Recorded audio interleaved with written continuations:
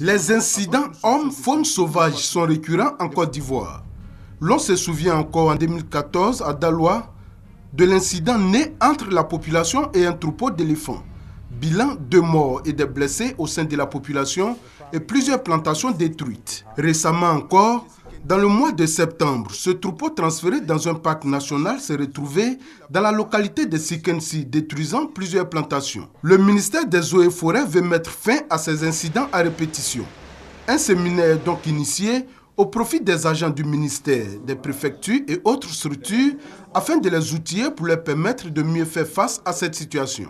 Nos attentes sont qu'au sortir d'ici, nous ayons pu identifier par rapport aux différentes catégories d'animaux qui sont concernés, par rapport aux différentes zones écologiques qui sont concernées, quelles sont les approches pratiques qu'on peut pouvoir adopter pour éviter effectivement ces conflits homme-faune, soit qui se soldent souvent par la mort des animaux ou alors par la destruction massive de plantations.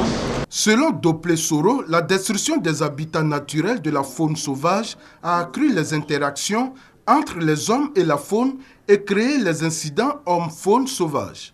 À ce jour, selon lui, il ne reste plus que des lambeaux de forêt et de savanes en guise d'habitat pour la faune sauvage. Pourtant, certains animaux comme l'éléphant et le buffle ont besoin de vastes superficies naturelles pour combler leurs énormes besoins alimentaires. Conséquence, chaque année, l'on enregistre une dizaine d'incidents qui ont de sérieuses répercussions sur la sécurité des populations rurales et sur la suivi des animaux. Pourtant, il n'existe pas de mécanisme d'indemnisation ou de compensation pour ces pertes subites, ce qui favorise davantage l'hostilité des populations envers les animaux sauvages et les agents forestiers.